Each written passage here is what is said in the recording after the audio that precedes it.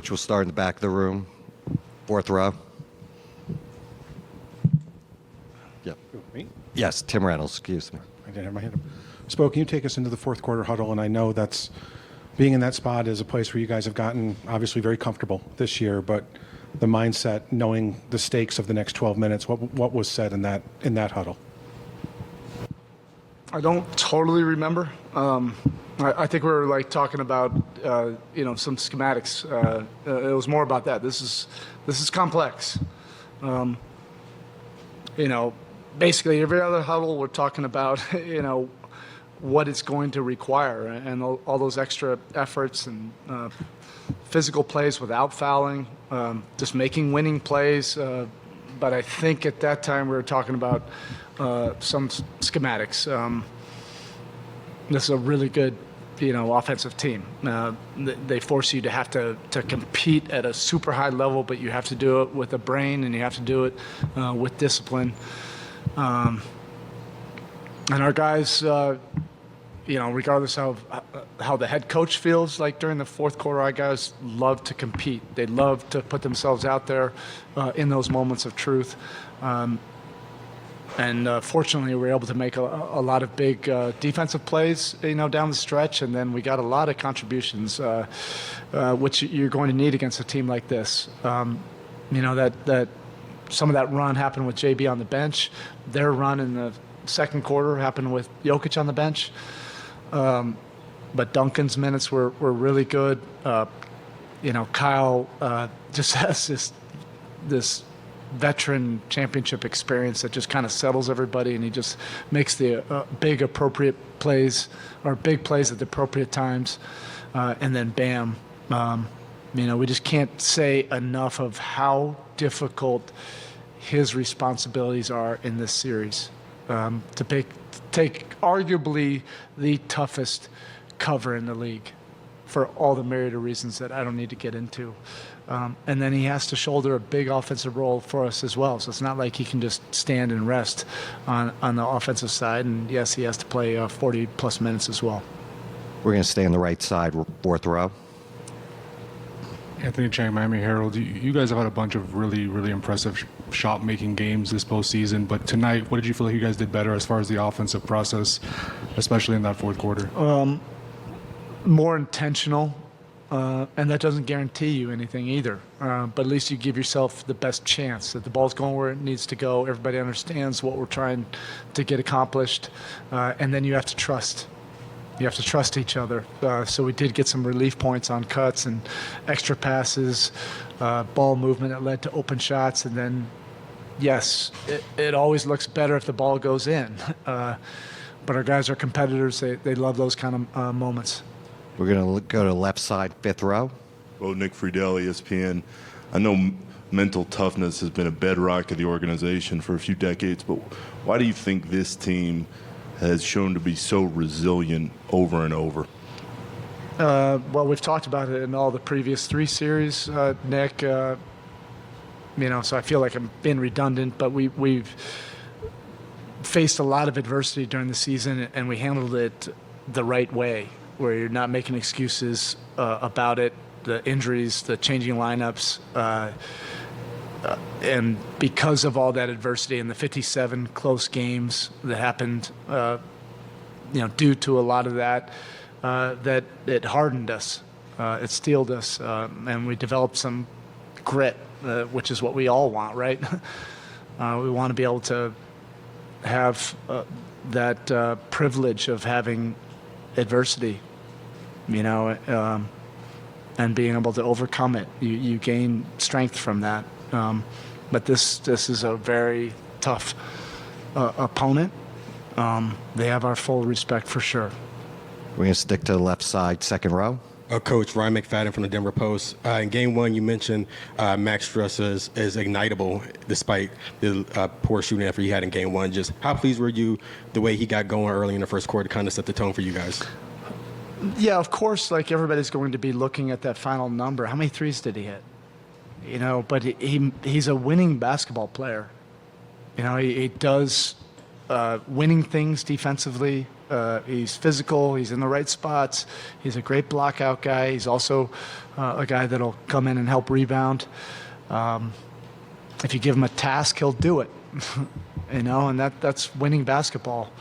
Offensively, yeah, it's always great to see the ball go in, but Max has also proven that he can impact winning, regardless of whether the ball's going in. He puts in more time than he probably should, He's a masochist like all of us, and yeah, he's always going to put in the time. He's ignitable, and we needed every bit of what he did tonight.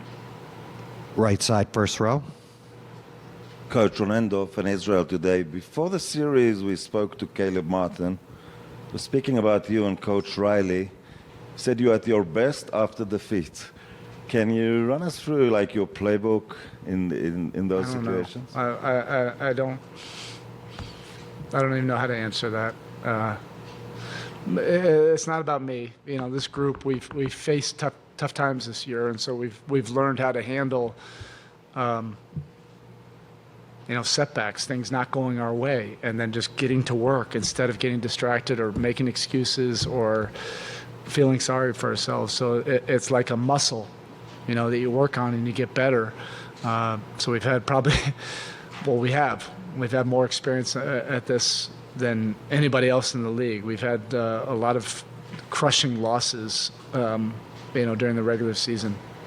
We're going to go to the back room, left side, Mark Spears. Coach Mark Spears, ESPN's Landscape. Just talk about Gabe Vincent, his output tonight, and also just how incredible his story has been. Yeah, we love Nnamdi. We really do. If you don't know that, the national media, because you're not following us, please look that up. Nnamdi. He's a special guy. He really is. He was with us in the bubble as a two-way guy, and he took on the toughest role change for a young player. He was a gunslinger, two-guard. We wanted to develop him into a combo guard, somebody that could organize us, be an irritant defensively, tough, but learn how to facilitate and run a team. I think that's the toughest thing to do in this league is turn a two into a one. And he openly just embraced that. And then he struggled, at times with that, because you're trying to reinvent yourself. And instead of saying, this is too tough, let me be me, he's really grown the last 3 years. He's just an incredible winning player. And this year, he's been a starter for us. He's been great. He's been off the bench. He's been great. And I think he's like a lot of our guys, the competitive spirit, and you get challenged like we're getting challenged in this series. You hope that it brings out the best in you, and that's what it's doing with him. Okay. First row, left side. Hey, Coach, Melissa Rowland, Fox Sports. Just as a follow to that, what do you think has basically spurred his growth? Are you talking about Nnamdi, Gabe? I would say, that old saying that we use a lot.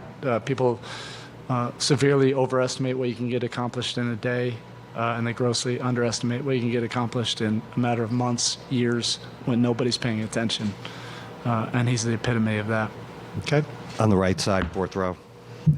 What about this matchup led to you making the starting lineup change, and what did you like about the way they set the tone there in both halves, really? Yeah, I wouldn't say that it was a lineup change. I get what you're saying. We just went back to our original lineup. We went with this lineup for 14 games. I didn't have the foresight. I didn't. That's on me. We had to make an adjustment in that Boston series, and that really was necessary, and it worked. And then we're facing a new opponent that we don't really know, and so we just went with what finished that previous series. But we've been 10-4, 11-4 now with this lineup, and clearly we needed that size and veteran experience and physicality that Caleb brings. I don't know how many minutes I don't have my glasses, so I don't know the stats, but that veteran experience, the decorated championship level experience that K-Love and Kyle both brought tonight. There's not an analytic that can show you how valuable that was. Okay. Final question on the left. Hey, Coach. Ramona Shelburne, ESPN. This is probably oversimplifying things, but sometimes when teams play against Jokic, you turn him into a scorer, you turn him into a passer, and he controls the game. He only had 4 assists tonight. Yeah, that's ridiculous. It's just, that's the untrained eye that says something like that. This guy's an incredible player. Twice in 2 seasons, he's been the best player on this planet. You can't just say, oh, make him a scorer. That's not how they play. They have so many different actions that just get you compromised. We have to focus on what we do. We try to do things the hard way, and he requires you to do many things the hard way. He has our full respect. Okay, thank you. Thank you.